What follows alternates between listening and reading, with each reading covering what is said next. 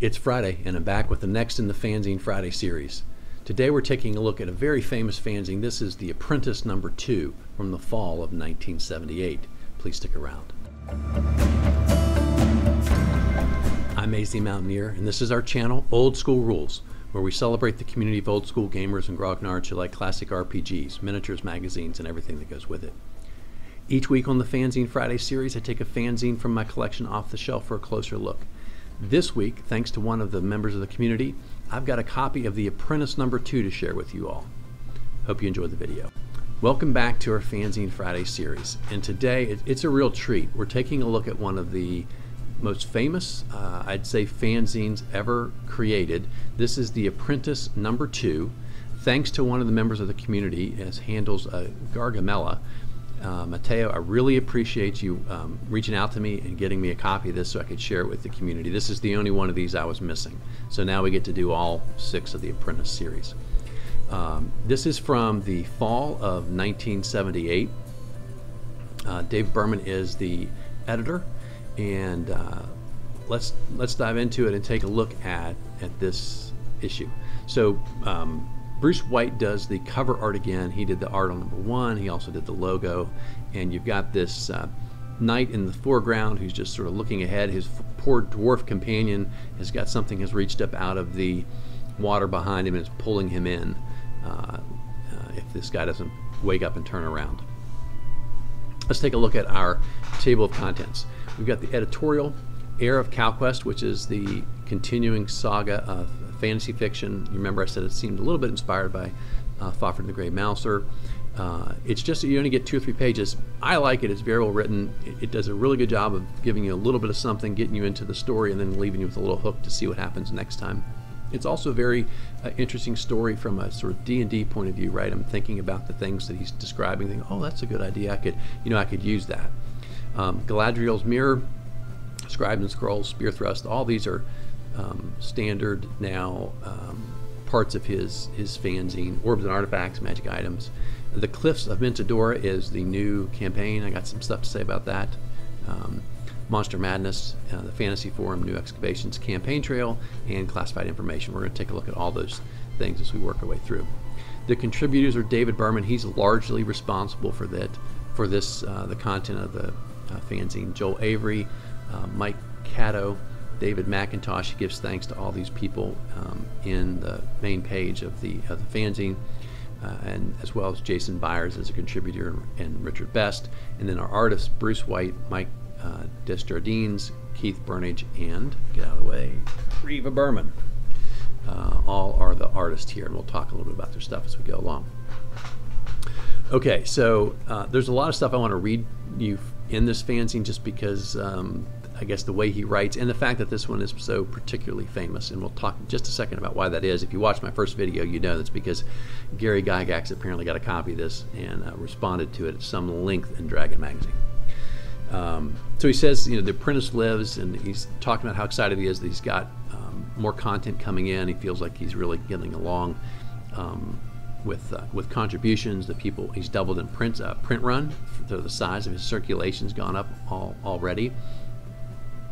And then he talks about this idea, his concept, which is he wants sort of generic rules that could be used for fantasy role-playing. And so first he thanks whoever came up with the idea of calling the games that they play generally fantasy role-playing, whether it's D&D, Tunnels and Trolls, Chivalry and Sorcery, or your own rules you've made up at home. They're all playing in the fantasy genre. And so he says pointedly, instead of relating material to the most popular medieval rules, Dungeons and Dragons, we're going to try and deal with this so all rules are accepted and can be used in any fantasy setting or game. So I'm just going to say FRP. And to be more precise, because ours have this medieval time period more or less to it, to the flavor of the fantasy, I'm going to call mine MFRPs, and that's one of the things Gary did not like.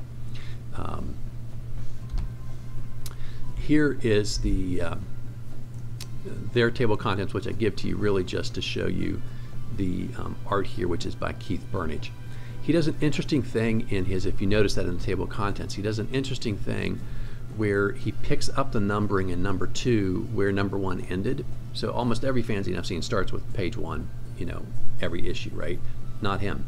So he starts, I think this one starts with like probably 23. By the time we get to the fiction, we're already on page 28, and it continues issue after issue. The page numbers get bigger and bigger. Galadriel's Mirror is where he shares what's going on in the community in terms of cons and things like that. So we got MapleCon, Science Fiction and Gaming in Ottawa, Games Day 4, which is going to be in England. That's the one that's associated with Games Workshop.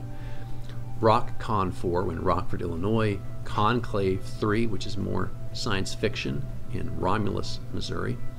Autumn Revel, which is TSR Hobbies, is Minicon. And then WinterCon 7 up in Detroit, Michigan.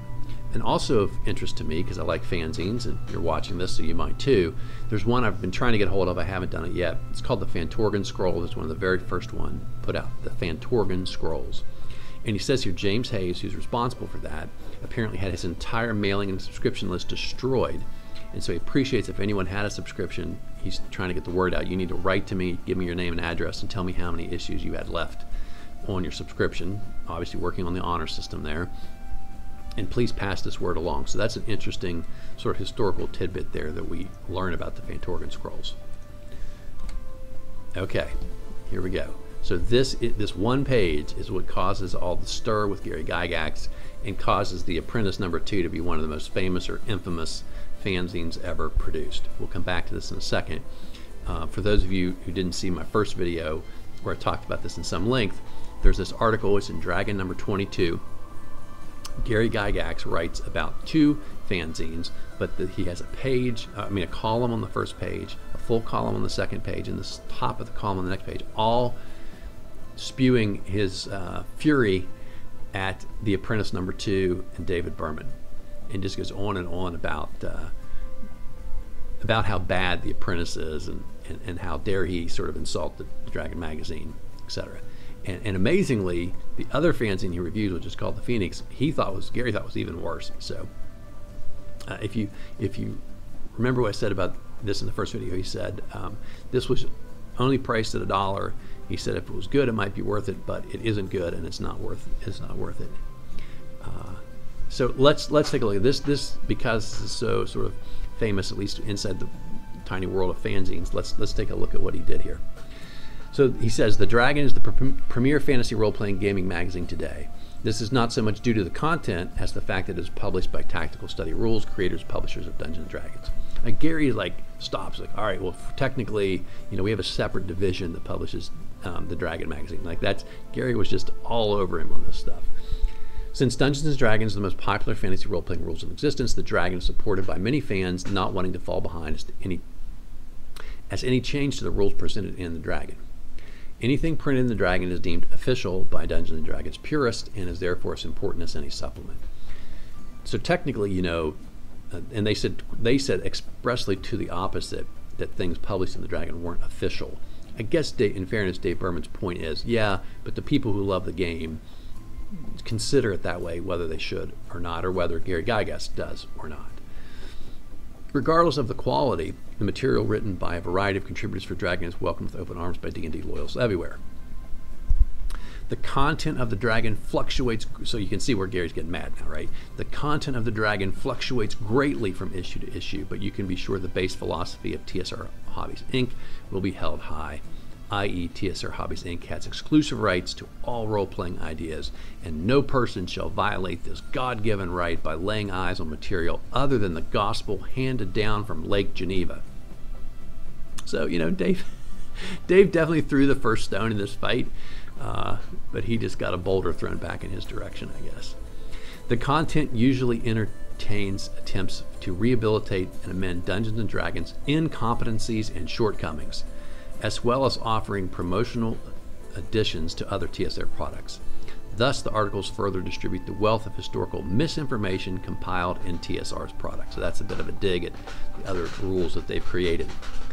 Also included are reviews of new games. These reviews are either aimed at games that sidestep medieval fantasy gaming or comment on attempts to equal TSR's $1 Million Baby by medieval fantasy game designers. So I think he's trying to say, look, they promote their own stuff or they disparage other people's. I think that was the dig he's making there. The art, comic, and fiction are extremely varied in quality. The art, especially on the cover, changes from beautiful to disgusting from issue to issue, although it is constantly improving. Phineas Fingers is an excellent comic, and someday I should do a video and talk about the comics that were in these early editions, because I thought the comics were quite good, and they're all worth knowing about. Okay, now listen to this. While Wormy is gosh awful, now that's blasphemy. Dave Trampierre's Wormy comics were awesome. 12-year-old me thought so anyway. The Floating in Timeless Space Saga, which culminated in the infamous Snit Smashing series, descended from bad to worse before it was ejected. Still, unhumorous attempts to spruce up Snits are ever present. The fiction has been quite good at times, featuring such professionals as Harry Fisher, Andre Norton, and L. Sprague de Camp. At present, it appears as though the periodical has overexpanded. From the editorial page can now be heard the plea for contributors, which again, Gary got really mad about that. He said, we have plenty of stuff coming in. We're just willing to take everyone's ideas. This is the trademark of the TSR damned fanzine and APAs. Perhaps the fantasy role players of the world have finally passed a rational judgment on Tactical Study Rules' self-worshipping magazine. All in all, this is quite the switch. All in all, Dragon is far from the best fantasy gaming magazine available, but regretfully, if you want to be up on the gaming community trends, you'll need it. So that is it. His review, I guess you would call it, or critique, or just open letter about the Dragon magazine, which caused Gary to rail against it, which caused this then to become a super famous magazine, because people were like, what is Gary talking about? And then everyone wanted to go find out, get a copy of The Apprentice. Was probably the best thing ever happened for his circulation, frankly. Okay, Richard Best is back with Spear Thrust, his new combat system. I probably gave you the gist of this the last time. It's, in my view, complicated, and it's getting more complicated as we go along. And I just, these guys really liked Chivalry and Sorcery, which was a much more complex, detailed, realistic, centric type of approach, and so they like this. Clearly it's not for me, but as they say, different things for different people, right? All right, so let's talk about how the combat system works now. You got to watch video number 1 to learn the intro. So now we finally hit somebody, and now we'll talk about what happens, right? Roll 2 6-sided dice to figure out where you hit. Now listen to this. It's in the chart here. So it's going to be 2 to 12, right? 6 of those 12 places are death areas, as they call them. You get 25% chance basically to get hit from the neck up. Head, face, and neck, that's 1, 2, and 3.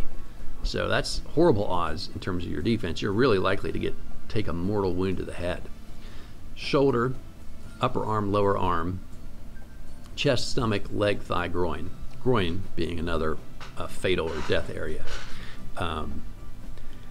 So, I mean, I guess maybe people are swinging for the head. Who knows?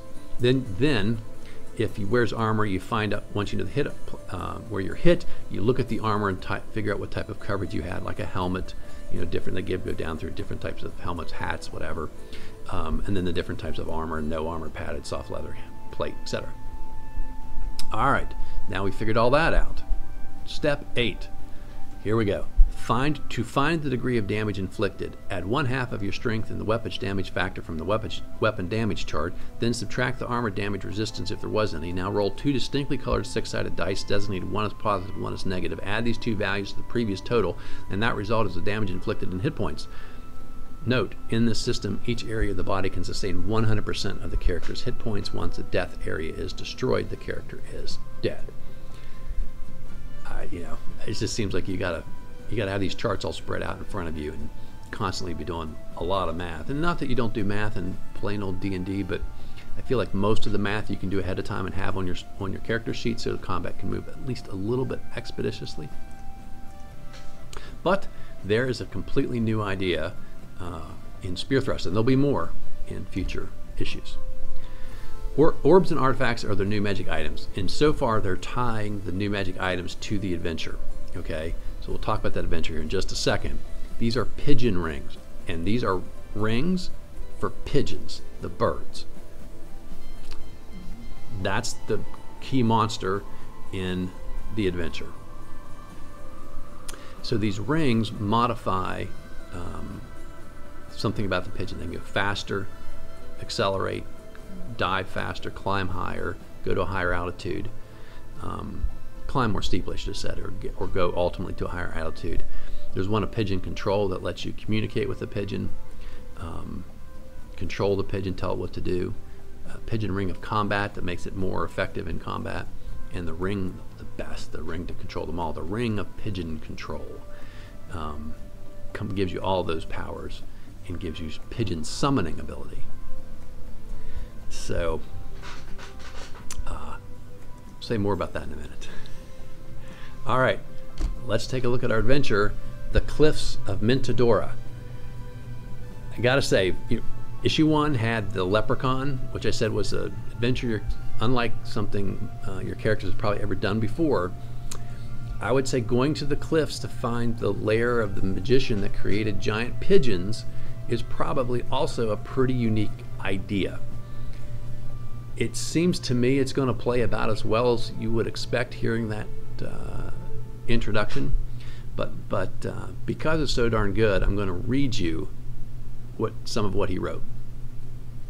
The Cliffs of Mentodora is a complete medieval fantasy role-playing adventure. It takes place on a cliff where several different types of pigeons live. Many years ago, Mentodora, a lawful magic user, came upon this location and was so intrigued by the pigeons, he devoted his life to their study and control. He built a secret laboratory and living quarters inside the cliffs, trained the pigeons, and assembled the pigeon rings he created. His primary accomplishment was the construction of the Ring of Pigeon Control, which a pigeon wore constantly. He also developed the giant pigeon, so that'll be in the monster section. One of these pigeons was trained as his personal pet, but then Zito, an evil magic user of a nearby castle, was accidentally excreted upon by one of his pigeons, and enraged Zito vowed to destroy Mentodora and his foul fowl. Over the next 5 years, Zito was only able to do away with 2 giant pigeons. Zito is not a very powerful wizard. And 10 normal ones. By this time, many giant pigeons had been dispersed by Mentodora, and therefore Zito's plight was fruitless. But Zito still felt that he must liquidate Mentodora, and one night he came to search out Mentodora and kill him. Having acquired a dwarven assistant and a band of 10 stormtrooper orcs, he attacked the cliffs. Mentodora was working in his underground laboratory on a potion to turn himself into a pigeon at the time and took no notice of the invasion. Which is interesting because he then says, after 3 days of toil and fortune, Zito finally made his way to find the shaft to get to the laboratory. So this guy's down there for 3 days, didn't know what was going on around him. Apparently no noise or problems from the pigeons. Long story short, Zito stumbles into the laboratory, chemicals are spilled, a bad reaction occurs, they blow each other up, and now they're both dead. The dwarf was not down there, he's in the nearby town, and apparently that's where you're going to learn about this, or maybe the dungeon master decides for whatever reason he's going to do this adventure with your players. Dungeon master decides to tell you, give you some rumor about this cliff, and you too could have a pigeon, a giant pigeon under your control to ride around on. The adventure is going to be over really quickly. It's definitely less than a session, so you'd have to have something else going on, unless your characters just get zany and wacky with it. Here's a map. This is a side view of the cliff, and these are all different ways you can get in. It's not clear to me exactly how this is supposed to work, because I sort of thought this was looking straight at it, so it was the shapes are cliff faces, or the entrances size, but then some of it's cut away, so it's not really clear what's quite going on with, to me it's not clear what's going on with this map. But there's a bunch of empty places, his magic user's private quarters, places where giant pigeons live, places where normal-sized pigeons live, places where pigeons used to live and no pigeons live anymore. His favorite pet pigeon is in there, and a random troll. If you go in the wrong cave, you run into a troll. And then the real gem, if you will, here is to find one of these rings, or more than one, and you can put it on a pigeon's claw, and then you can, if you have the right one, then you'll control the pigeon, and then you can put a second one on the other foot, I think, and give it some other bonus ability, I guess. And now you've got a flying pigeon. Congratulations. Reading that adventure, I can sort of see where Gary was like, this is not Gary's style, and so I can see where he thought this sort of gonzo, let's just call it really creative adventure, was just not what he had in mind for D&D. So now we've got the Monster Madness. Michael Cato, it looks like Cato, is going to tell us about giant pigeons. They're big pigeons. There's different types. There are tumblers and rollers, which just flip over, and that's basically it. They'll just flip in flight. If you're on them, you'll go flying off unless you have a saddle. And you roll every so often to see if they do a bunch of flips. Racing homers, which come really fast. Tipplers, which can fly extra high, but even though so high that maybe the human being can't breathe anymore and you'll die. And they're all lawful. City mutts, which are neutral, and they fly a little, I think they can dive a little faster. And then mondanus, which are the evil giant pigeons that the bad wizard created. But they're chaotic and they won't listen to anybody. And they don't like to fly. They don't fly very well. So there's our giant pigeons. He also has an interview with Ken St. Andre, creator of Tunnels and Trolls, and I understand, Gary was not a huge fan of people who did derivative work. And Ken certainly was inspired by Dungeons and Dragons, but felt like he wanted to make what he considered a more workable, more simplified system. And so it's got obviously its own following. It's a very different feel to the game. It's much more, I'd say, much more lighthearted than Dungeons and Dragons. But Ken's still with us. He's put out products recently, special editions of his original games, and always working on new games and playing new games. And so it's a nice little interview where he talks about how he came up with his ideas. Renee Steinbergen gives us a new set of rules. These are fatigue rules. People like to do this kind of thing. I find it to be cumbersome and complicated and not worth the effort for a game that's just supposed to be fun. But here we go. How do we come up with fatigue under Renee's concept? Each character has a predetermined fatigue base. Take your constitution, roll 4d4, so that's going to add 4 to 16 to your constitution, so you're going to get, 14 to 30 some as your strength, as your number. What are you doing? How many fatigue points does it take? So you got fighting, running, walking without mapping, walking while mapping, which apparently is slower, standing guard. And it's so many points per minute for fighting, and everything else is per 10 minutes.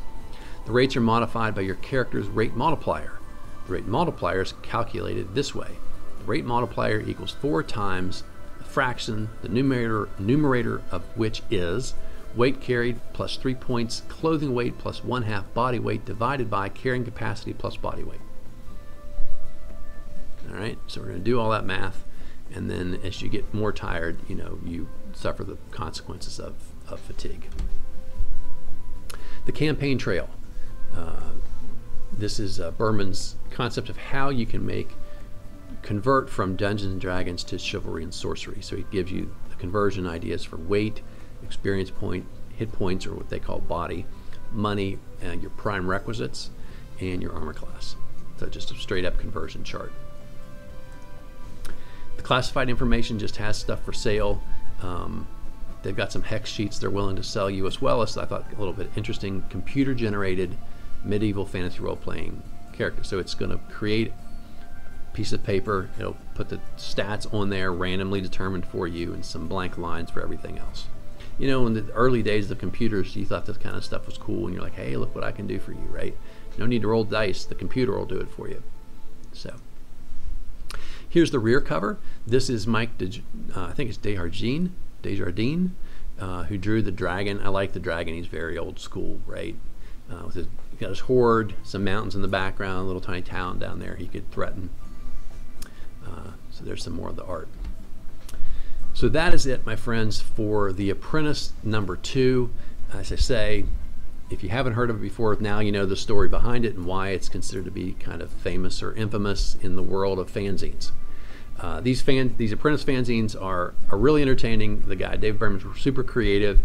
Even if some of the stuff he comes up with is not the kind of stuff I would do, I appreciate his creativity and I appreciate the quality of the product. Like, even if you don't like the content so much, it's a really well-made fanzine. The art is good. It's well laid out. He's sticking more or less to his production schedule. The next one will come out in 1979. And he does a great job of giving us information about what's going on in the gaming community at the time. So I'm going to enjoy looking at the rest of these. I hope you guys are enjoying our channel. I hope you enjoyed this video and all the fanzine videos that we do.